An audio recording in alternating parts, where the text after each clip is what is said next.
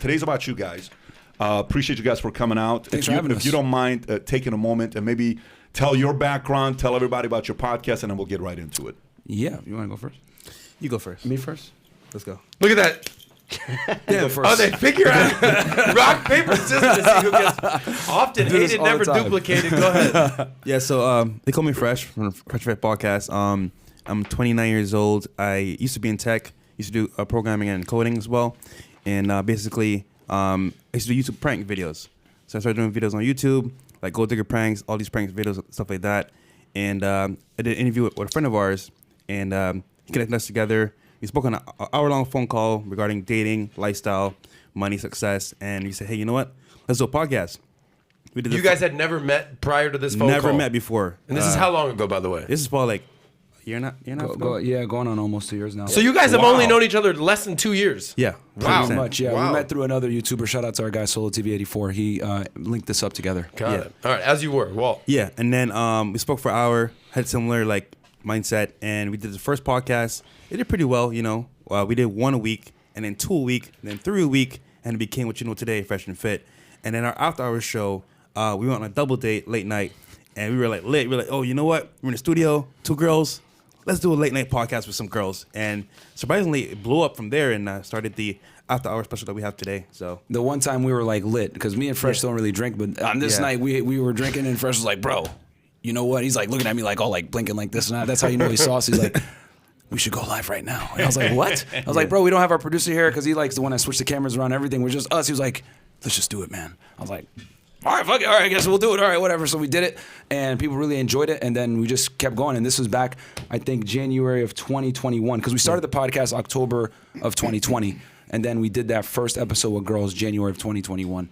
And then, with girls, and then that's what people kind of like that's what made the channel grow really fast. And then from there, people came for the girls, right? They came for the tits in the ass, and then they stayed for us after. So, you know, people have been like, they'll come in, watch the girls, they'll be like, oh, wait, you guys have content on like making money and, you know, also like getting girls and how to be a better man in general. Cool, let me stay around for this stuff. And, you know, Hold on. Are you saying that people tune in because they like hot chicks that talk about drama? Hold on, what? Apparently so. I This is didn't know. insane, Yeah, I guys. didn't know. this is the hidden YouTube formula for years. Wow. Yeah. Wow. But Myron, what'd you do before doing this? Myron Gains, 32 years old. I was a former Special Agent of Homeland Security Investigations, HSI, and I did criminal investigations from 20. I came on as an intern in 2010. I became an agent in 2013. I resigned in 2020 of December because basically, like, you know, my YouTube, they were like, hey, bro, you got to chill. What are you doing here? And I was like, they were telling you that. They brought me in, and they were like, hey, like, you know, you got to chill with this YouTube, whatever. Because at that point we had like 10K, and then like we're starting to build some traction. And I kind of had to make a tough decision. Am I going to resign from the government, a job that I really did love and enjoy, or am I going to, you know, pursue this entrepreneurial venture? And I decided to go with the latter because, you know, I had people depending on me. Fresh was getting ready to quit his job. We had a guy, our YouTube guy was moving from Chicago to Miami. So I was like, I can't just like tell him, oh, go back, bro, go pack back up. So I was like, you know what, I'll resign. If, you know, if it doesn't work out, I can always go back to the government. But, you know, it was a great career. I have nothing bad to say. I loved it. Like I actually started a YouTube channel where I break down cases.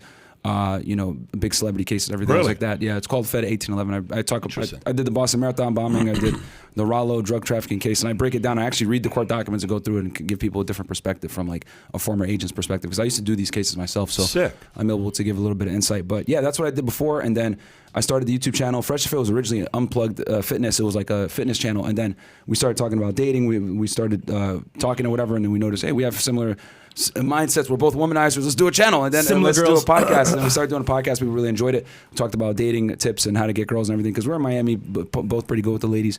But we figured it out. We weren't naturals. You know, a lot of people say, "Oh, look at these two alpha males." Actually, no, we never talk about being alphas. We're nerds. We were guys that were nerds that just figured it out. So who were you in high school? Both of you guys. Who were you in like 10th grade, 11th grade? Who were you in high school? Man, well, I'm from Barbados, right? So I'm an island boy, coconuts, you know, in the wind, Island boy on the beach. But I'd be inside for the most part, playing video games, like, you know, online games, Smash Brothers, Mario Kart with friends, and that was my life, man. And then what happened was, over time, started to get into like more partying, more like lifestyle. And in high school? Yeah. Okay. And then after that is when I went to like there's an area in Barbados called the Gap, right? It's like a tourist area, and every day there's different girls from like Canada, you know, UK, from all over, Germany, whatever, right?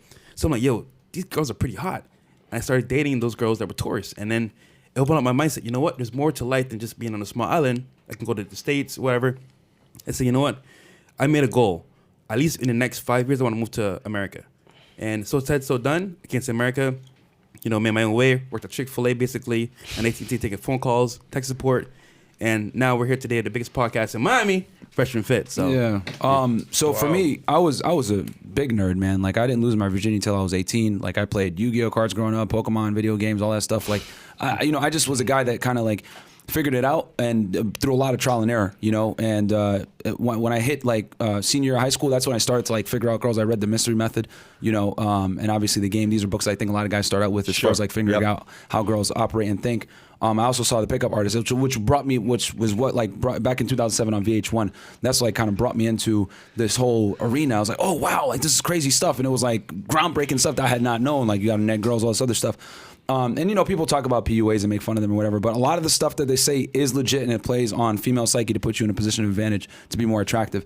So I read that stuff, was fascinated. Then I went off to college. I went to Northeastern University in Boston. I was a D1 athlete. I rode.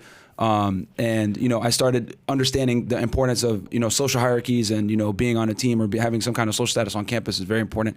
And then once I got out of college, I was like, okay, well, now I don't have the social status like that anymore. What am I going to do? And that's when I kind of had to relearn everything as far as like operating it in the real world. And then I went off to Texas. That's where I was doing my career. I spent several years just like working, you know, seizing drugs and seizing legal firearms, all that stuff. And then it wasn't until I came back to Miami, or I came to the Miami field office at 28. And that's when I like really like started dialing in on like trying to like learn how to do cold approach again, learning how to get really good women again. And then, you know, at that point, I think we had met when I was like 29 or 30. Yeah. And I was like, you know, pretty much at that point doing really well with deal with the ladies. And you're in the scene at that time. Yeah, I was at the scene. Because when I was in Texas, I was in Laredo, Texas, which for those that don't know, it's on the Mexican border. There's nothing there. No. You know what I'm saying? No. Like absolutely nothing there. It's a small Tyler would like it. He would love it over there. That's Tyler's area. Don't hit on the ladies. But I loved it, man. I loved living in Texas. I loved Laredo. It's like a little part of me is still there. But when I was there, I was really focused on working. And then another thing too is a small town. So like you'd arrest someone and like everyone was connected in some way. So I just didn't go out into the bars like that, whatever. And you stick out like a sore thumb because as someone who's not Mexican, you know, me, I'm 6'3", my parents are from Sudan. I have a weird look. Like you don't forget me, right? So you'll see me in court, like, what the hell? I know what you do. So I just stayed inside most of the time playing video games, being a loser. And then when I came to Miami, I started like getting back out there, getting back in the dating game. And, you know, I applied some of the principles I had learned from college, then from reading, and then trial and error, figured it out. Then by the time me and him linked up, we were full-fledged womanizers and we were figuring out. But like people try to say like, oh, y'all run around and say you're alpha males, whatever. It's like, no, actually we're the opposite of that. We're just two guys that figured it out. If you enjoyed this short clip, click over here to watch another short clip. And if you want to watch the entire episode, the entire podcast, click here.